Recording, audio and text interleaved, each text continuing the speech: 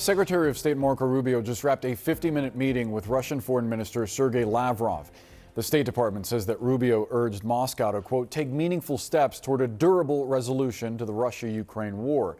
It's not clear at this point how Russia has responded, but as you see there, Sergei Lavrov gave a thumbs up to cameras after he walked out. The face-to-face happening just hours after Ukraine's president spoke to the United Nations.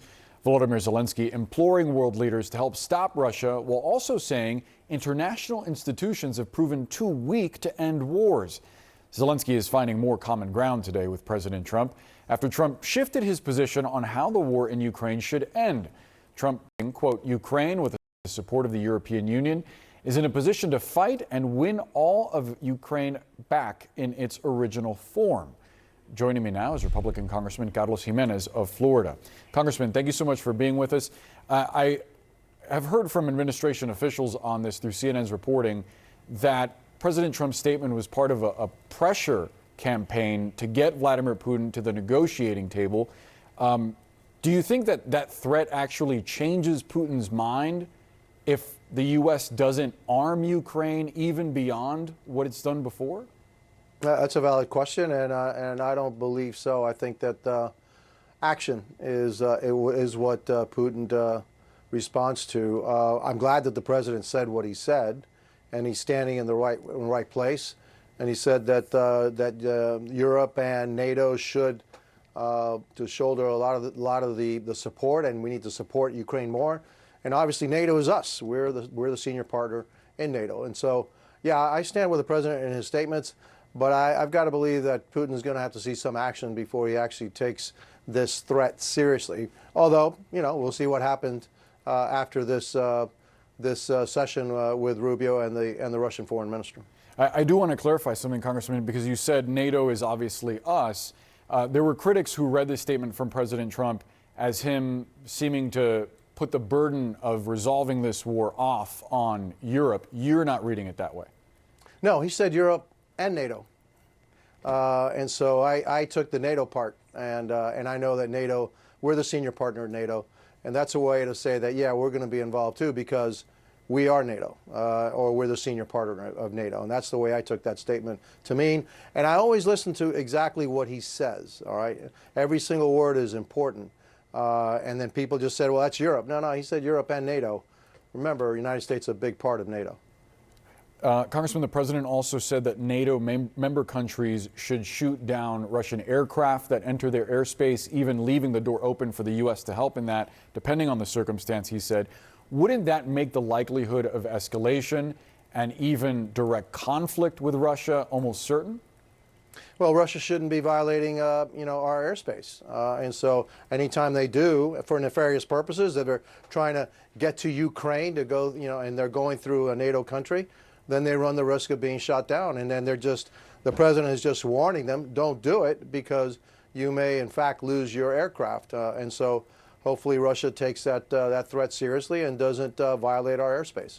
I want to chat with you about a number of other things, Congressman. I do want to give you an opportunity to respond to the shooting today in Dallas at an ICE facility. The FBI is saying that they found evidence on a shell casing that reads anti-ICE, suggesting that this was politically motivated. Our latest reporting indicates that the shooting was sort of indiscriminate. What is your reaction? Yeah, there's kind of a disconnect here between what was on the shell casing, which is anti-ICE, and then who actually were the victims, were the detainees. That doesn't square with me like your previous guest said. It doesn't really square. We need to get more further information on this. Look, if it was political violence, there is no place for political violence here in the United States. If that person was targeting ICE agents are just doing their job. They're following orders. They're doing what they're told to do, and they are following the law. You may not like the law. You may not like the way that it's being done, but the way to handle that is through protests. The way to handle that is through the court system. It's not through violence. Violence can never be justified. Following Jimmy Kimmel's return last night, do you think it's appropriate for the president to suggest that he's going to test out ABC over the comedian's comments, that it could be lucrative for him? I'm not sure what testing out means, okay? But I'll tell you this. All Well, right? he alluded to a lawsuit that he settled with ABC News for $16 million. So I guess the implication would be that there would be further litigation, right? Well, look, it all depends on, if he feels that he's being slandered, et cetera, then he absolutely has a right to take legal action against whoever he feels is slandering him. And so he had some success against ABC in the past. Look, I'm not in favor of any kind of censorship. I'm not now, and certainly not during the Biden administration. And government has no business in trying to censor anybody, even for dumb remarks. People are allowed to have dumb remarks, even on the air. I've always been somebody who says the best way to combat misinformation is with more information.